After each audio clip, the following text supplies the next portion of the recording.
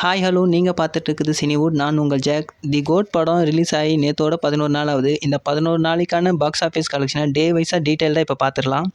Day 1 105 crore, day 2 56 crore, day 3 65 crore, day 4 58 crore, day 5 22 crore, day 6 17 crore, day 7 14 crore, day 8 12 crore, day 9 12 crore, day 10 19 crore and day 11 ஆன நேற்று Sunday 21 crore collect பண்ணியிருக்கு.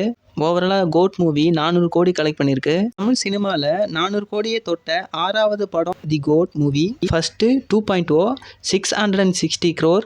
அடுத்ததாக 400 கோடி reach பண்ண படம் வந்து Vikram 423 crore. Third Ponniyin Selvan part 1 498 crore. Fourth Jailer 607 crore.